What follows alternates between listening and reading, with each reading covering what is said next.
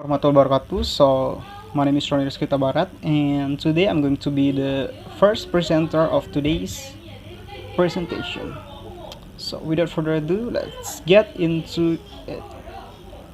Before jumping deeper into our main topic, first of all, let's look into the definition of poetry. So, definition of poetry is a type of literature or artistic writing that attempts to stir a reader's imagination or emotions, which is done by carefully choosing and arranging language for its meaning, sound, and rhythm. So, based off that definition, we can insinuate that poetry has the purpose to evoke and ignite readers' emotion. Not only that, it also helps the writer to show and convey their utmost feeling. Okay, let's get into the second slide, which is stanza. What is stanza? Stanza is a group line in a poem. It is often called verses. Stanza also is used to be described as the main building block in a poem. It is also composed of lines that are related to similar thought. The structure of stanza is often repeated throughout the poem. As you can see in the first example, Stooping by Woods on a Snowy Evening by Robert Frost, we can see in the end of each line there is this certain pattern that are very consistent, like shake, stick, sweep, and flake.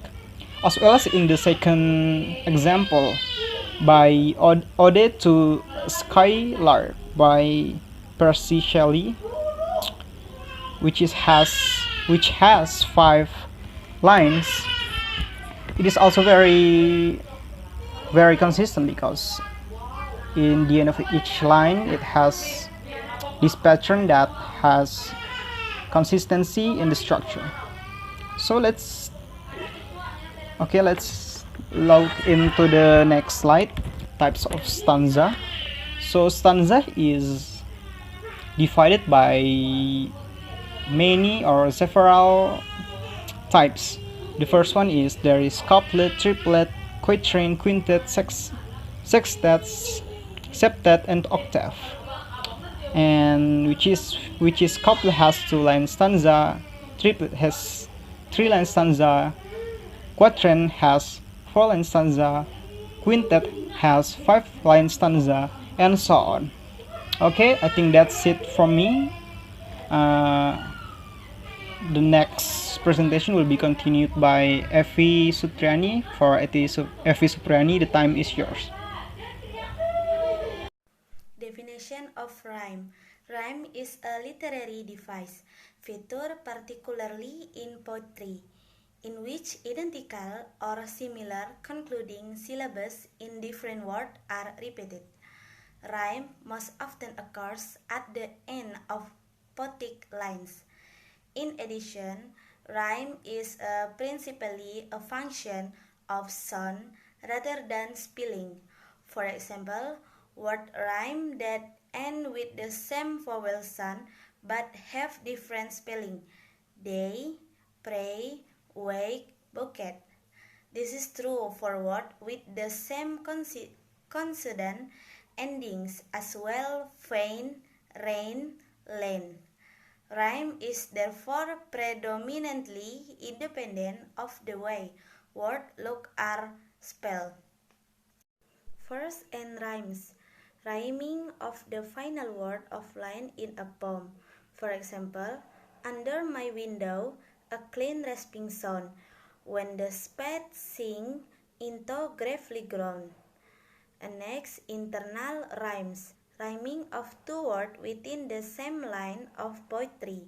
For example, once upon a midnight dreary, while I pondered, wake and weary, over many a quiet and curious volume of forgotten lore. Next, line rhymes. Slang rhyme is a technique perhaps more in tune with the uncertainties of the modern age than strong rhyme. Example, between my finger and my thumb, the square pen rests, snug as a gun. Next, rich rhymes. Rhymes using two different words that happen to sound the same. For example, partake the fire divine that burned in Milton, Pope, and Scottish Burns, who sang his native breads and barns. And the next, A rhymes. Rhyme on words that look the same but which are actually pronounced differently. For example, shall I compare to a summer's day? Two art more lovely and more temperate. Rock winds do shake the darling buds of May. And the last, identical rhymes, simply using the same word twice. An example, we pause before a house that seems a swelling of the ground. The roof was scarcely visible, the cornice in the ground. Assalamualaikum warahmatullahi wabarakatuh. My name is Permata Amalia Putri, and now I will explain about rhythm. Rhythm is the beat and pace of a poem and is created by the pattern of stressed and unstressed syllables. It helps in strengthening the meaning and ideas of the poem. It lies between a certain range of regularity or specific language features of sound. English poetry makes use of 5 important rhythms. These rhythms are of different patterns of stress, which is it's signed by a slash, and unstressed is signed by an X, syllabus. Each unit of this type is called foot. Here are the 5 types. The first one is lamb. This is the most commonly used rhythm. Wait.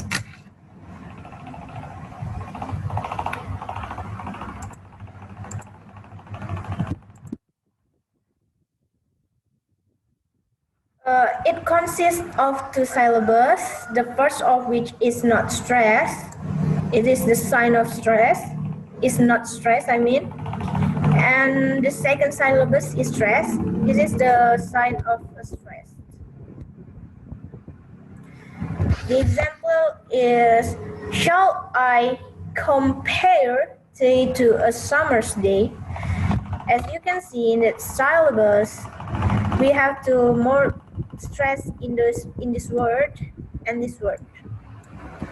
Shall I compare tea to a summer's day?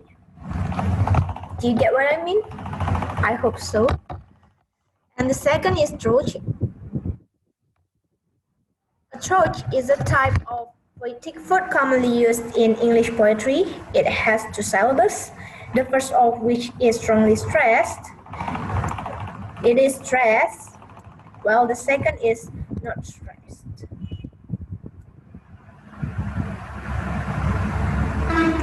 As you can see in that syllabus, sound not in mournful numbers. As you can see, in this first word of the syllabus, it's get more stress. When you say numbers, you will get more stress on that N and U words, right? Numbers. And the third is spondy. Spondy is a poetic foot that has 2 syllables, which are consecutively stressed. Both of them are stressed because of the syllables. Like this, white fawns falling in the courts of the sun. White fawns falling in the courts of the sun. It get more stress in the first word. And the fourth is dovetail. Dovetail is made up of 3 syllables. The first syllabus is stress, and the remaining 2 syllables are not stress. Such like this, it is stress, it's not stress, not stress. The example is, this is the forest prime fall. Prime, as you can see, prime is more stress here. That's why it get thicker than other words. Primeval. Primeval. The murmuring pines and the hemlocks. You can see the mur here is stressed. The murmuring. This is the forest primeval, the murmuring pines and the hemlocks. And the last one is anapest. Anapest are total opposites of dovetail. They have 3 syllables, where are the first 2 syllables is unstressed and the last syllabus is stressed. Like this. Twice the night before Christmas and all through the house. Twice the night before the Christmas and all through the house. And all this, it gets more stress and that it's not.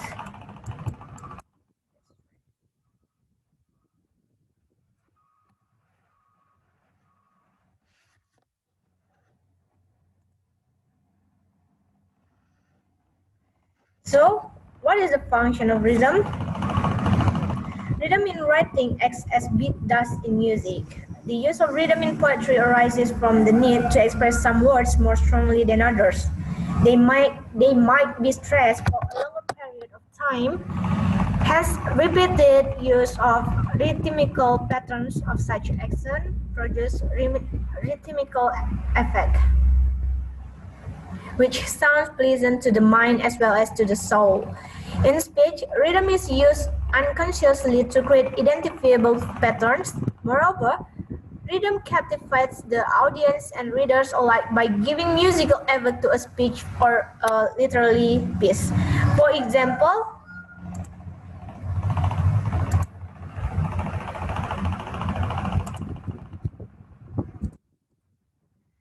I will read the poem by Emily Dixon. The title is Because I Couldn't Stop for That.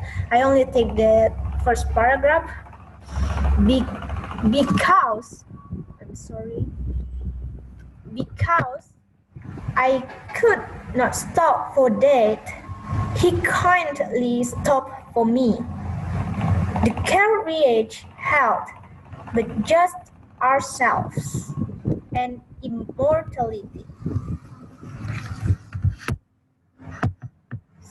So there is more stress in because and I could and stop. I could not stop for that. He kindly stopped for me, and the carriage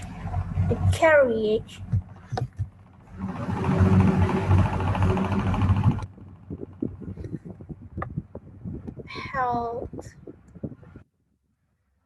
but just ourselves and immortality. So if you read by a rhythm, it could be like, because I could not stop for that, he kindly stopped for me. The carriage held but just ourselves and immortality.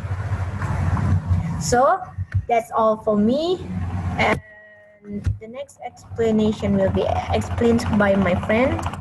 Bye bye. So, the last topic is the theme. The theme of a piece of poetry, like a short story, novel, or even a work of art, is the underlying message the writer or artistic want to convey. It can be something as simple as love, or as something more complex, such as human versus nature, and then when you consider poetry and its attempts to convey something of the human experience, you can imagine the range of possible themes, but let's think about some of the most common that you are sure to come across. And so, let's see, we will look examples of the themes in poetry, such as the first is love, death, religion, nature, beauty, and dreams, maybe celebration and coming of age, and so on. So the last is the most people want to ask one thing. The question is, why should you care about themes in poetry? In my opinion, it is a great question and one that really answers itself. You are interested in reading poetry, it is like because you enjoy the way writers manipulate words to a specific purpose. Stepping into an appreciation for the written word itself and the art one can create with it, or more straightforwardly emotional. Either way, without themes, um,